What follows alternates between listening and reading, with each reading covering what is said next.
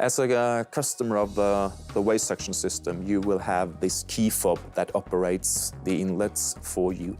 And a lot of data is stored within those key fobs and sent to the control room. Right now, those data belong to the waste company, so as a customer, you can only see the way you throw your waste when you see the invoice. We are not happy with that, and the waste company is currently working on a project where we can give that data back to the user so you can track and follow how much waste you throw, how much recycled waste you produce, how much that will cost you, what is happening to the waste, and so on.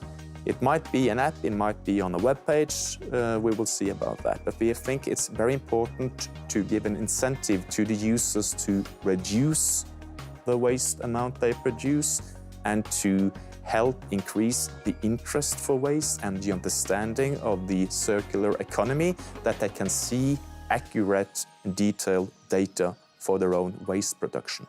We really want a greener city, and we want a city where humans and people take over the space that earlier was there for cars and also for bits. We saw that the old system caused emissions, traffic jam, it occupied highly valuable ground and spaces, and it helped pests and vermin to grow. So we thought we just have to jump into it, try to be experimental and have a hope and a view for the future. When the system was planned back in 2006-2007, it was decided to split it up into 3 different sections of the city center. They are named the blue, the green and the red sections. We started work in 2007 and 2008 on the blue section, but we were not able to open the first section until 2015. That will tell you we had to learn a lot from the early errors and mistakes we made. No city has ever implemented such a system for the entire city center. And let me mind you, this is also a medieval coastal town next to Arctic climate. So building such a system here is not an easy task, but we manage. Each customer are assigned to a dedicated inlet location. So the customer takes her waste bags to the inlet location, throws residual waste into the green inlet and plastic, paper and cardboard to the blue inlet. The waste is then stored either within the inlet itself or in a tank underneath the ground under the inlet.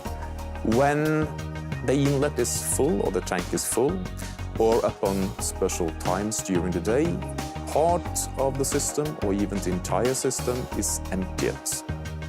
The waste is then transported by pneumatic air underneath the city streets to terminals on the outskirts of the city center. In the terminal, the waste is collected and stored, compressed into different containers. When the containers are full, they are fetched by lorries. Residual waste goes to an incineration plant for residual heating, district heating, and the recyclable fractions, plastic, paper, cardboard, goes to downstream recycling factories either in Norway or in Europe. And then it's so great to see how the city looks like when we don't have the bins and when the garbage is going underground without problems. The first step has been to develop this system for the old historic city center. But now we are going on to see on the bigger city and see how this system can be expanded. So this is a very exciting journey to see how we can expand it for a bigger city. We are developing and constructing the system day by day as we speak. As of now, we have more than 5,000 customers connected, both households, businesses and commercial waste producers. We are expanding into the green section and then the red section. In a few years' time, 2 years' time, we'll have 12,000 customers. When the red section is opened, let's say 5-6 years' time, we will have 20,000 customers. From then on, the number of customers will grow due to city transformation and the fact that we all will have to live denser in the future. We estimate that in the not too far future, we can have some 25,000 to 30,000 customers connected to the system. And that's the beauty of it, because we build this system in, let's say, a 50 to 100 years view.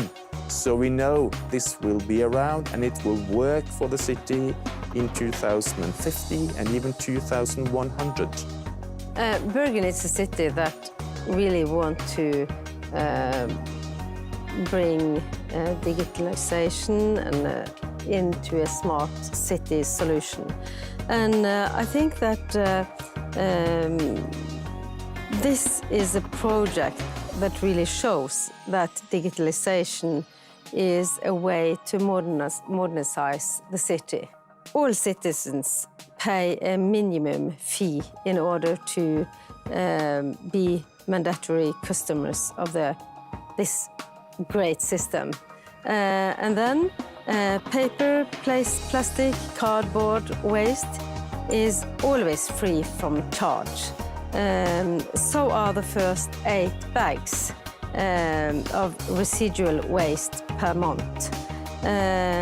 From bag number 9 and upwards, the customers is charged to pay per use fee. The city of Bergen are very keen on innovation and digitalization, and we want the system to be as good as possible for the users. In each inlet, there are sensors that measures the level of waste stored within the inlet or with the tank. When the level is reaching towards a high, an alarm is sent to the control room. The control room then checks the level in other inlets in the same part of the city and then plans and executes the emptying operation. So it will empty those inlets that are high or are about to be high in the near time.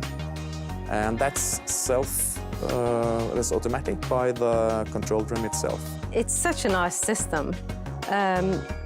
When I put my waste in the inlet in the morning, I know that when some hours goes, that will heathen the city hall. So it's this recycling system that is such nice for the city and for our cloud. We do have data on the happiness or the satisfaction of the customers, and the satisfaction with the system is very, very high.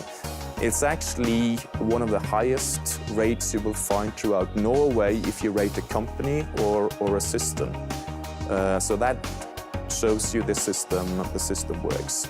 We measure complaints from users, from citizens, from visitors. We have none whatsoever. We have, however, a lot of positive feedback from the media, from the citizens, from the tourists.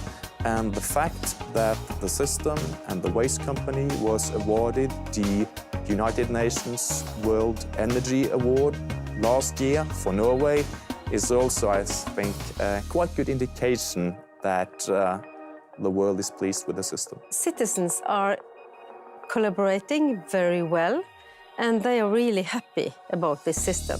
They take in my arms when I walk in the street and they say, this is just marvelous. I think they are very happy, also on behalf, not only on themselves, but on the city, that it looks so much cleaner. It's so hygienic.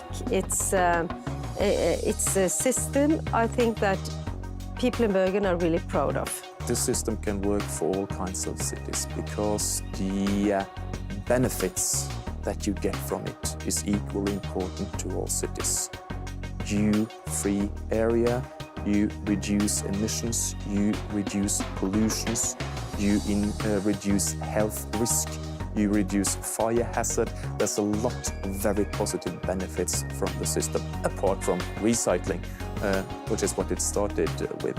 We know that other Nordic capitals like Oslo, Stockholm, Helsinki are now investing and building huge systems.